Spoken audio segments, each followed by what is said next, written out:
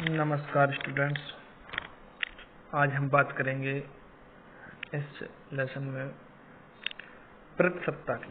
प्रतिसत्ता इसको बोलते हैं पैट्रिस्टी। दुनिया भर के महिला आंदोलन के फलस्वरूप नारीवादी विमर्श का जन्म हुआ।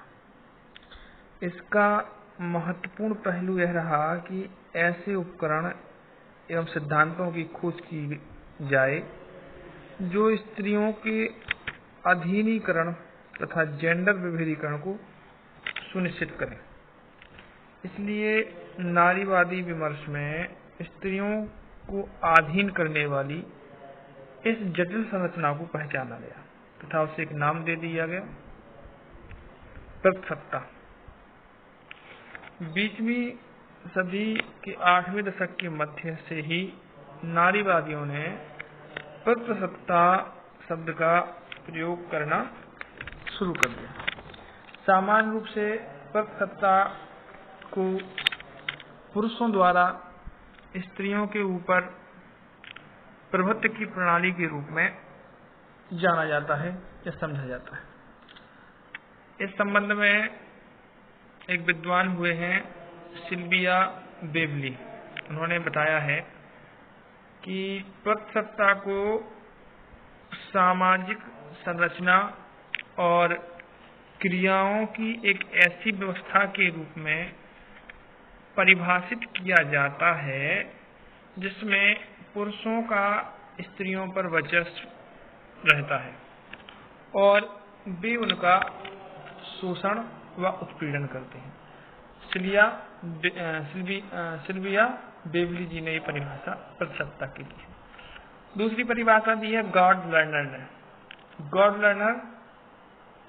गार्डर लर्नर ने प्रतिसत्ता को परिभाषित करते हुए लिखा है कि प्रतिसत्ता परिवार में स्त्रियों और बच्चों पर पुरुषों के वर्चस्व की अभिव्यक्ति और संस्थागत करण तथा सामान्य रूप से स्त्रियों पर पुरुषों के सामाजिक वर्चस्व का विस्तार है। इसका अभिप्राय है कि पुरुषों का समाज के सभी महत्वपूर्ण सत्ता प्रतिष्ठानों पर नियंत्रण रहता है और स्त्रियां ऐसी सत्ता तक पहुंचने से वंचित रहती हैं। दोनों परिभाषाओं से हम ये स्पष्ट कर पाते हैं कि स्त्रियों को यहाँ पर शक्तिहीन बताया गया है, या ये कहिए कि उन्हें अपने अधिकारों और अपने प्रभाव व संसाधनों से वंचित करने वाली इकाई जो है उसको प्रतिसत्ता माना गया है कि प्रतिसत्ता ने ही जो है स्त्रियों को उनके अधिकारों, उनके प्रभावों और उनके संसाधनों से वंचित किया है। प्रतिसत्ता जो नारीवादी विचारधारा के अंतर्गत आता है वह उसमें ये माना जाता है कि प्रतिसत्ता स्त्रियों की अपेक्षा अधिक श्रेष्ठ है। ऐसी अवधारणा जो है प्रतिसत्ता वाली या पुरुषों की ऐसी अवधारणा नहीं है, ऐसा माना जाता है। इसके कुछ पहलू हैं, आइए हम उन पहलुओं का अध्ययन करते हैं, समझते हैं कि वो पहलू क्या है। सबसे पहला पहलू जो है वो है निजी संपत्ति की अवधारणा तथा स्त्री की प्रजनन क्षमता पर नियंत्रण। तो ये जब हमने इतिहास का अध्ययन किया तो हमने ये पाया कि हमारा समाज प्रारंभ में कबीलाई या आदिवासी समाज था, जहाँ पर स्त्रियों को सामान्यतः अधिक संपन्न तथा अधिक समृद्ध माना गया था। लेकिन जैसे जैसे समाज कृषि आधारित हुआ वैसे वैसे समाज की अवधारणा परिवर्तित होती गई और स्त्रियों पर पुरुषों का शासन प्रारंभ हुआ।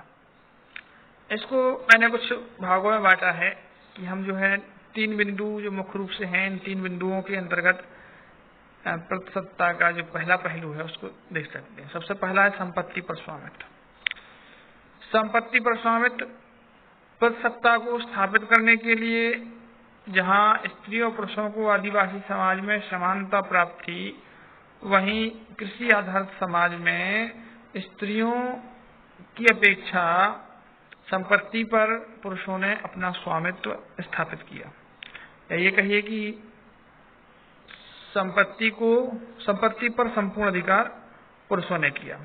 चूंकि ये हम जानते हैं कि अभी जैसे वर्तमान में हम देखें तो संपत्ति पिता के नाम होती है और पिता के मरने के बाद संपत्ति उसके पुत्रों को हस्तांतरित हो जाती है।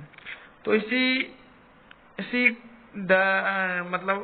इसी डर से कि कहीं स्त्रियों को संपत्ति ना मिले और जो है वो बट जाएगी या हाथ से चली जाएगी, तो पुरुषों ने षड्यंत्र किया। ऐसा नारीवादी विचारधारा के लोग मानते हैं कि उन्होंने जो है संपत्ति को उनकी संतानों तक वह पहुंचे या उनकी संतानों तक वह संपत्ति हस्तांतरित हो, इसलिए उन्होंने उस संपत्ति पर अपना अधिकार स्थापित किया और वह संपत्ति उनकी मृत्यु के बाद पीढ़ी दर पीढ़ी उनकी संतानों में हस्तांतरित होने लगी। ये कार्य किया किसने? पुरुषों ने, प्रतिसत्ता के अंतर्गत। दूसरा जो बिंदु है वह है स्त्री प्रजनन पर नियंत्रण। पुरुषों ने स्त्री प्रजनन पर नियंत्रण स्थापित किया और इसके लिए उन्होंने वंश वृद्धि, जिसको हम बोलेंगे, या जो है स्त्री की जो प्रजनन प्रक्रिया है वो पुरुष की इच्छा पर आधारित हो गई। यानी जब पुरुष चाहे तब जो है दोनों के बीच संबंध हुए और वो संबंध कैसे हुए? संतान उत्पत्ति, जिससे क्या हो? पुरुष का वंश बढ़े, पुरुष का स्वामित्व जो है स्त्री स्वीकार करे, इसके लिए जो है कार्य किया गया। यानी पुरुष स्वयं उत्पादक के रूप में स्थापित हुआ, जबकि ये हम जानते हैं कि संतान उत्पत्ति में स्त्रियों का बहुत बड़ा योगदान होता है, बहुत बड़ा त्याग होता है। लेकिन यहाँ जो है पुरुषों ने अपनी सत्ता स्थापित करने के लिए, अपना स्वामित्व स्थापित करने के लिए जो है प्रजनन क्षमता पर भी, स्त्रियों की प्रजनन क्षमता पर भी अपना अधिकार स्थापित किया। तीसरी चीज जो है वो संपत्ति के रक्षक के रूप में वंशज वृद्धि। पुरुषों ने संपत्ति को पीढ़ी दर पीढ़ी हस्तांतरित करने के लिए, ये कहिए कि संपत्ति को पीढ़ी दर पीढ़ी अपने संतानों तक पहुंचाने के लिए स्त्रियों से संतान रूपी वंश वृद्धि का सहारा लिया और उन्होंने इसके लिए कई सारे नियम स्थापित किए। स्त्रियों की यौनिकता पर नियंत्रण स्थापित किया और विवाह के पूर्व तथा विवाह के बाद कई सारे नियम लागू किए, जिससे संपत्ति वैध संतान को सौंपी जा सके या वैध वंश में वृद्धि होती रहे। ये उन्होंने ये पुरुषों ने स्थापित किया। दूसरा जो मुख्य पहलू है वो है श्रम शक्ति पर नियंत्रण। तो श्रम शक्ति पर नियंत्रण, control of the labour force. प्रतिसत्ता ने प्रतिसत्ता के अंतर्गत पुरुष स्त्रियों की यौनिकता पर नियंत्रण तो स्थापित करते ही हैं, वे साथ में स्त्रियों की श्रम शक्ति पर भी नियंत्रण स्थापित करते हैं। कैसे? तो पहला बिंदु है स्त्रियों के लिए घर का कार्य। पुरुषों ने ये निर्धारित कर दिया कि स्त्रियां केवल घर का कार्य करेंगी, जिसमें मुख्य रूप से घर का कार्य जैसे खाना पकाना, बच्चे पैदा करना, पालन पोषण करना इत्यादि, ये कार्य निर्धारित कर दिया गया। किसके लिए? स्त्रियों को। और उनकी भूमिका एक घर तक ही सीमित कर दी गई। और दूसरा ये निर्धारित कर दिया गया कि स्त्रियां घर का कार्य करेंगी और पुरुष बाहर का काम करेंगे। और सबसे बड़ी बात जो थी कि इसका भुगतान स्त्रियों को नहीं करना होता था, स्त्रियों को इसका भुगतान नहीं होता था कि वो घर का काम करेंगे, जबकि पुरुष जो बाहर से कार्य करते थे उन्हें उसके रूप में वेतन या मजदूरी या कुछ भी प्राप्त होता था, जबकि स्त्रियों को ऐसा कोई संसाधन या ऐसी कोई आय प्राप्त नहीं होती थी। दूसरी जो महत्वपूर्ण बात है वो है आर्थिक संसाधनों पर अधिकार। स्त्रियों को घर का काम सौंपकर उनको जो है विविध प्रकार के आर्थिक लाभ देने वाले संसाधनों से वंचित कर दिया गया और इन पर जो है पुरुषों का अधिकार हो गया, क्योंकि पुरुष कमाने वाले हो गए या उन्होंने ये निर्धारित किया कि हम जो है कमा के घर का खर्च चलाते हैं, हमारी घर का पोषण करते हैं, इसलिए उन संसाधनों पर अधिकार भी किसका है? पुरुषों का है। इसलिए जो है पुरुषों ने बड़ी ही चालाकी से स्त्रियों के सारे आर्थिक अधिकार छीन लिए और उन्हें आर्थिक संसाधनों पर अपने अधिकार स्थापित करने के लिए रोक दिया, ऐसा मानते हैं नारीवादी। तीसरी जो महत्वपूर्ण चीज है वो पैतृकवाद। क्या है? पैतृकवाद। समाज में पुरुषों का वर्चस्व स्त्रियों पर कैसे कायम रहता है, इस स्थिति को समझने में पैतृकवाद की अवधारणा को समझना बहुत जरूरी है। पैतृकवाद वास्तव में पितृसत्ता का उपभाग है, जिसमें पिता का अपने परिवार के सभी सदस्यों पर पूर्ण नियंत्रण रहता है तथा इसके बदले में वह अपने परिवार के सदस्यों को आर्थिक सहायता एवं संरक्षण प्रदान करते हैं। पैतृकवाद को बनाए रखने के लिए सभी सदस्यों को विश्वास दिलाए रखना जरूरी होता है कि उनका संरक्षण ही एकमात्र व्यक्ति है जो उसकी जरूरतों को पूरा कर सकता है तथा सभी सदस्य इस संरक्षण को प्राकृतिक स्थिति मानकर स्वीकार करते हैं तथा संरक्षक या वर्चस्व वाले व्यक्ति को संतुष्टि होती है। इसके अलावा पैतृकवाद के दो रूप जो है देखने में आते हैं। सबसे पहला एक आता है प्रभुत्व वाला, दूसरा आता है वर्चस्व वाला। प्रभुत्व वाला या वर्चस्व वाला समूह, एक समूह जो प्रभुत्व वाला समूह है वर्चस्व को एक दूसरे के प्रति दायित्व तथा अधिकार के माध्यम से मंद कर दिया जाता है। प्रभुत्व मतलब जहां पर घर की मुखिया या मान लीजिए पितृसत्ता का प्रभाव होता है, वो जो है ऐसा समूह जो है प्रभुत्व वाला समूह कहलाता है। वहां पर जो है प्रत्येक कार्य घर का जो है प्रत्येक कार्य घर या बाहर का जो है प्रत्येक कार्य है उसमें पिता या मान लीजिए जो घर का मुखिया होता है पुरुष जो घर का मुखिया होता है उससे पूछकर सभी कार्य होते हैं। दूसरा होता है वर्चस्व वाला। वर्चस्व वाला जो पैतृकवाद है या समूह है उसमें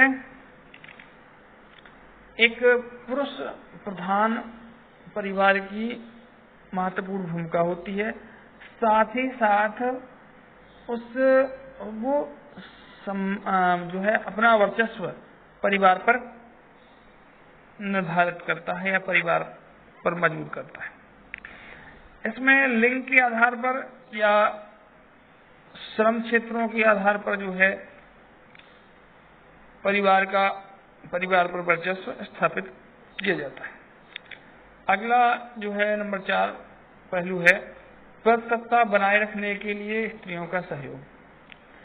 विचारधारा के रूप में पितृसत्ता को एक प्रकार से स्त्रियों का सहयोग भी प्राप्त होता है, क्योंकि स्त्रियां भी पितृसत्ता या पुरुष प्रधान समाज बनाने में अपना सहयोग या अपनी सहमति प्रदान करती हैं। कई तरीकों से होता है। ऐसे आर्थिक रूप से पुरुष पर आधारित होती हैं स्त्रियां, इसलिए वो उनकी बात मानने के लिए बाध्य होती हैं। दूसरी चीज जो स्त्रियां होती हैं वो पितृसत्ता या पुरुष प्रधान समाज का अनुकरण करती हैं, उनके द्वारा जो कायदे कानून बनाए जाते हैं उनका पालन करती हैं, उनमें उनके जो तौर तरीके होते हैं उनका भी पालन करती हैं। इस तरह से वो पुरुषों का सहयोग करती हैं। और जो स्त्रियां इस तरह का सहयोग प्रदान नहीं करती हैं उन्हें पथभ्रष्ट करार दे दिया जाता है। समाज की ही स्त्रियां उन्हें अपने समूह में अपने ग्रुप में शामिल नहीं करती हैं, ये कहिए कि उन्हें समाज में कमतर देखा जाने लगता है। इसलिए जो है इस तरह से स्त्रियां पितृसत्ता को कायम रखने में सहयोग करती हैं। पांचवा जो पहलू है वो जाति व्यवस्था एवं पितृसत्ता। तो पितृसत्ता के ढांचे में जाति तथा जेंडर बहुत महत्वपूर्ण ढंग से जुड़े हुए रहते हैं। प्रारंभ में केवल हिंदू समाज का जाति व्यवस्था ही विशिष्ट अंग थी, परंतु अब यह व्यवस्था ईसाई तथा मुस्लिम समाज में भी काफी मजबूती से जुड़ी हुई है। जातिवादी नियम की विशेष बात यह होती है कि यहाँ एक प्रकार से निम्न जातियों एवं स्त्रियों के उत्पीड़न को वैधानिकता प्राप्त होती है। क्या होती है? जो निम्न जाति की लोग होते हैं या जो निम्न जाति मतलब या जो स्त्रियां होती हैं, उनको क्या होती है? उनका उत्पीड़न करना वैधानिक होता है। जाति व्यवस्था को बनाए रखने में स्त्रियों का भी महत्वपूर्ण योगदान होता है। यहाँ जातियों के बीच एक की सीमा बनी रह पाती है, क्योंकि प्रतिसत्ता नियम यह सुनिश्चित करते हैं कि विवाह संबंध केवल सजातीय हो, उनका उल्लंघन ना हो और किसी भी दशा में ना हो। इस प्रकार से जो ऊंची जाति या कठोर या जो उच्च वर्ग होता है, वह नियम कठोरता पूर्वक लागू करता है। इसलिए जो है एक हद तक स्त्रियां भी जातिवादी व्यवस्था और प्रतिसत्ता बनाने में सहयोग प्रदान करती हैं। अगला जो मुख्य पहलू है वह परोपकारी पैतृकवाद। कैसा? परोपकारी पैतृकवाद।